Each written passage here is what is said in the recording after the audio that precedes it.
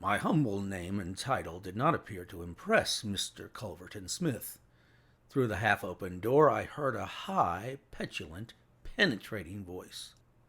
"Who is this person? What does he want? Dear me, Staples, how often have I said that I am not to be disturbed in my hours of study?" There came a gentle flow of soothing explanation from the butler. "Well, I won't see him, Staples. I can't have my work interrupted like this. I am not at home. Say so. Tell him to come in the morning if he really must see me." Again the gentle murmur. Well, give him that message. He can come in the morning or he can stay away. My work must not be hindered.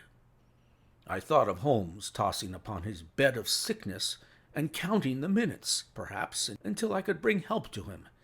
It was not a time to stand upon ceremony. His life depended upon my promptness. Before the apologetic butler had delivered his message, I had pushed past him and was in the room. With a shrill cry of anger, a man rose from a reclining chair beside the fire. I saw a great yellow face, coarse-grained and greasy, with heavy double chin and two sullen, menacing gray eyes, which glared at me from under tufted and sandy brows. A high, bald head had a small velvet smoking cap poised coquettishly upon one side of its pink curve. The skull was of enormous capacity, and yet as I looked down I saw to my amazement that the figure of the man was small and frail, twisted in the shoulders and back like one who has suffered from rickets in his childhood. "What's this?" he cried in a high, screaming voice. "What is the meaning of this intrusion? Didn't I send you word that I would see you tomorrow morning?" "I am sorry," said I, "but the matter cannot be delayed. Mr. Sherlock Holmes—" The mention of my friend's name had an extraordinary effect upon the little man. The look of anger passed in an instant from his face. His features became tense and alert. "Have you come from Holmes?" he asked. "I have just left him." "What about Holmes? How is he?" "He is desperately ill. That is why I have come." The man motioned me to a chair and turned to resume his own. As he did so, I caught a glimpse of his face in the mirror over the mantelpiece. I could have sworn that it was set in a malicious and abominable smile.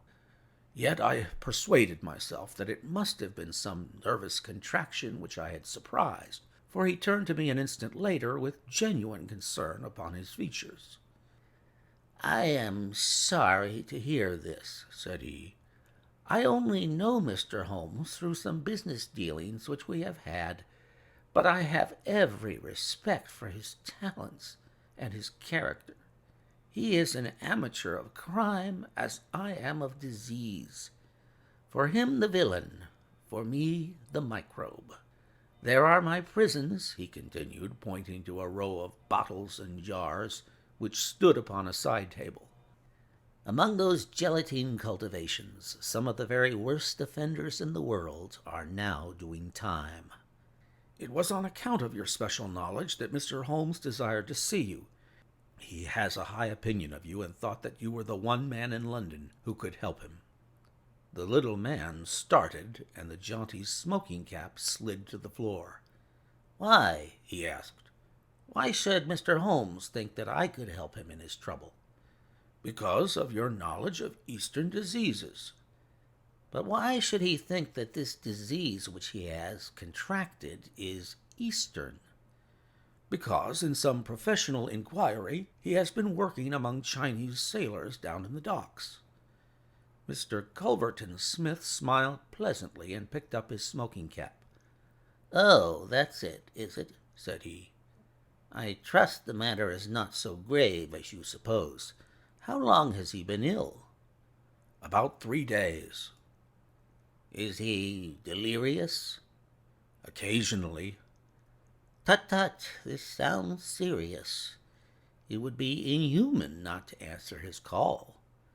I very much resent any interruption to my work, Dr. Watson, but this case is certainly exceptional. I will come with you at once. I remembered Holmes's injunction. I have another appointment, said I. Very good. I will go alone. I have a note of Mr. Holmes's address. You can rely upon my being there within half an hour at most.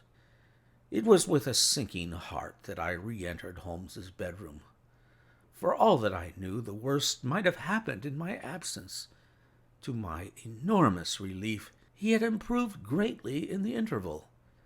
His appearance was as ghastly as ever, but all trace of delirium had left him, and he spoke in a feeble voice, it is true, but with even more than his usual crispness and lucidity. "Well, did you see him, Watson?" "Yes, he is coming." "Admirable, Watson, admirable. You are the best of messengers." "He wished to return with me." That would never do, Watson. That would be obviously impossible. Did he ask what ailed me?" "I told him about the Chinese in the East End." "Exactly. Well, Watson, you have done all that a good friend could. You can now disappear from the scene." "I must wait and hear his opinion, Holmes." Of course you must. But I have reasons to suppose that this opinion would be very much more frank and valuable if he imagines that we are alone. There is just room behind the head of my bed, Watson." "My dear Holmes." "I fear there is no alternative, Watson. The room does not lend itself to concealment, which is as well as it is the less likely to arouse suspicion. But just there, Watson, I fancy that it could be done." Suddenly he sat up with a rigid intentness upon his haggard face. "There are the wheels, Watson. Quick, man, if you love me, and don't budge whatever happens. Whatever happens, do you hear? Don't speak. Don't move. Just listen with all your ears."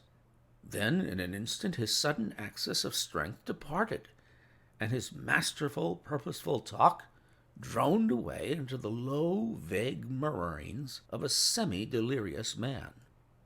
From the hiding place into which I had been so swiftly hustled, I heard the footfalls upon the stair, with the opening and the closing of the bedroom door. Then, to my surprise, there came a long silence, broken only by the heavy breathings and gaspings of the sick man. I could imagine that our visitor was standing by the bedside and looking down at the sufferer. At last that strange hush was broken. "Holmes!" he cried. "Holmes!" in the insistent tone of one who awakens a sleeper. "Can't you hear me, Holmes?" There was a rustling, as if he had shaken the sick man roughly by the shoulder. "Is that you, Mr. Smith?" Holmes whispered. "I hardly dared hope that you would come." The other laughed. "I should imagine not," he said. "And yet you see I am here. Coals of fire, Holmes, coals of fire." "It is very good of you, very noble of you. I appreciate your special knowledge." Our visitor sniggered. "You do? You are fortunately the only man in London who does. Do you know what is the matter with you?" "The same," said Holmes. "Ah, you recognize the symptoms." "Only too well." "Well, I shouldn't be surprised, Holmes. I shouldn't be surprised if it were the same. A bad lookout for you if it is. Poor Victor was a dead man on the 4th day. A strong, hearty young fellow. It was certainly, as you said, very surprising that he should have contracted an out-of-the-way Asiatic disease in the heart of London, a disease, too, of which I had made such a very special study. A singular coincidence, Holmes. Very smart of you to notice it, but rather uncharitable to suggest that it was cause and effect." "I knew that you did it." Oh, you did you? Well, you couldn't prove it, anyhow. But what do you think of yourself spreading reports about me like that, and then crawling to me for help the moment you are in trouble? What sort of a game is that, eh? I heard the rasping, labored breathing of the sick man. "Give me the water," he gasped. You're precious near your end, my friend, but I don't want you to go till I have had a word with you. That's why I give you water. There, don't slop it about. That's right. Can you understand what I say? Holmes groaned. "Do what you can for me. Let bygones be bygones," he whispered. "I'll put the words out of my head. I swear I will. Only cure me, and I'll forget it." Forget what? "Well, about Victor Savage's death. You as good as admitted just now that you had done it. I'll forget it." You can forget it or remember it, just as you like. I don't see you in the witness box. Quite another shaped box, my good Holmes, I assure you. It matters nothing to me that you should know how my nephew died. It's not him we are talking about. It's you. Yes, yes. The fellow who came for me, I've forgotten his name, said that you had contracted it down in the East End among the sailors. I could only account for it so. You are proud of your brains, Holmes, are you not? Think yourself smart, don't you? You came across someone who was smarter this time. Now cast your mind back, Holmes. Can you think of no other way you could have got this thing? I can't think. My mind is gone. For heaven's sake, help me. Yes, I will help you. I'll help you to understand just where you are and how you got there. I'd like you to know before you die. Give me something to ease my pain. Painful, is it? Yes, the coolies used to do some squealing towards the end. Takes you as cramp, I fancy. Yes, it is cramp. Well, you can hear what I say anyhow. Listen now. Can you remember any unusual incident in your life just about the time your symptoms began? No, nothing. Think again. I'm too ill to think. Well, then, I'll help you. Did anything come by post? By post? A box, by chance? I'm fainting. I'm gone. Listen, Holmes. There was a sound as if he was shaking the dying man, and it was all that I could do to hold myself quiet in my hiding place. You must hear me. You shall hear me. Do you remember a box? An ivory box. It came on Wednesday. You opened it. Do you remember? Yes, I opened it. There was a sharp spring inside it, some joke. It was no joke, as you will find to your cost. You fool. You would have it, and you have got it. Who asked you to cross my path? If you had left me alone, I would not have hurt you. I remember, Holmes gasped. The spring. It drew blood. This box, this on the table. The very one, by George, and it may as well leave the room in my pocket. There goes your last shred of evidence. But you have the truth now, Holmes, and you can die with the knowledge that I killed you. You knew too much of the fate of Victor Savage, so I've sent you to share it. You are very near your end, Holmes. I will sit here, and I will watch you die. Holmes's voice had sunk to an almost inaudible whisper. "What is that?" said Smith. "Turn up the gas? Ah, the shadows begin to fall, do they? Yes, I will turn it up, that I may see you the better." He crossed the room, and the light suddenly brightened. Is there any other little service that I can do you, my friend?" "A match and a cigarette?" I nearly called out in my joy and my amazement. He was speaking in his natural voice, a little weak, perhaps, but the very voice I knew. There was a long pause, and I felt that Culverton Smith was standing in silent amazement, looking down at his companion. "What's the meaning of this?" I heard him say at last in a dry, rasping tone. "The best way of successfully acting a part is to be it," said Holmes. "I give you my word that for 3 days I have tasted neither food nor drink, until you were good enough to pour me out that glass of water. But it is the tobacco which I find most irksome. Ah, here are some cigarettes." I heard the striking of a match. "That is very much better. Hello, hello. Do I hear the step of a friend?" There were footfalls outside, the door opened, and Inspector Morton appeared. "All is in order, and this is your man," said Holmes. The officer gave the usual cautions.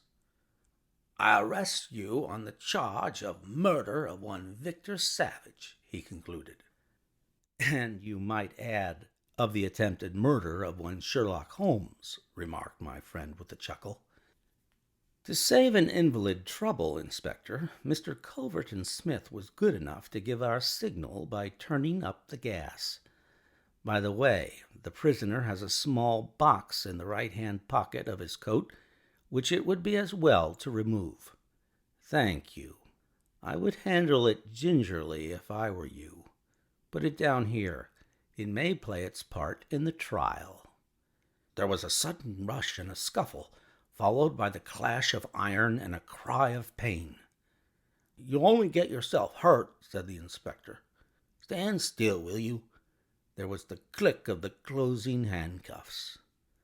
"A nice trap," cried the high, snarling voice.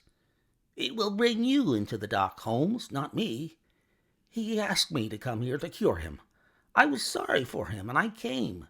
Now he will pretend, no doubt, that I have said anything which he may invent which will corroborate his insane suspicions. You can lie as you like, Holmes. My word is always as good as yours." "Good heavens!" cried Holmes. "I had totally forgotten him. My dear Watson, I owe you 1,000 apologies. To think I should have overlooked you. I need not introduce you to Mr. Culverton Smith, since I understand that you met somewhat earlier in the evening. Have you the cab below? I will follow you when I am dressed, for I may be of some use at the station." "I never needed it more," said Holmes, as he refreshed himself with a glass of claret and some biscuits in the intervals of his toilet. "However, as you know, my habits are irregular, and such a feat means less to me than to most men. It was very essential that I should impress Mrs. Hudson with the reality of my condition, since she was to convey it to you, and you in turn to him. You won't be offended, Watson. You will realize that among your many talents, dissimulation finds no place, and that if you had shared my secret, you would never have been able to impress Smith with the urgent necessity of his presence, which was the vital point of the whole scheme. Knowing his vindictive nature, I was perfectly certain that he would come to look upon his handiwork." "But your appearance, Holmes, your ghastly face." 3 days of absolute fast does not improve one's beauty, Watson. For the rest, there is nothing which a sponge may not cure. With Vaseline upon one's forehead, belladonna in one's eyes, rouge over the cheekbones, and crusts of beeswax round one's lips, a very satisfying effect can be produced. Malingering is a subject upon which I have sometimes thought of writing a monograph. A little occasional talk about half-crowns, oysters, or any other extraneous subject produces a pleasing effect of delirium. "But why would you not let me near you, since there was in truth no infection?" "Can you ask, my dear Watson? Do you imagine that I have no respect for your medical talents? Could I fancy that your astute judgment would pass a dying man who, however weak, had no rise of pulse or temperature? At 4 yards I could deceive you. If I failed to do so, who would bring my smith within my grasp? No, Watson, I would not touch that box. You can just see, if you look at it sideways, where the sharp spring like a viper's tooth emerges as you open it. I dare say it was by some such device that poor savage, who stood between this monster and a reversion, was done to death. My correspondence, however, is, as you know, a varied one, and I am somewhat upon my guard against any packages which reach me. It was clear to me, however, that by pretending that he had really succeeded in his design, I might surprise a confession. That pretense I have carried out with the thoroughness of the true artist. Thank you, Watson. You must help me on with my coat. When we have finished at the police station, I think that something nutritious at Simpson's would not be out of place.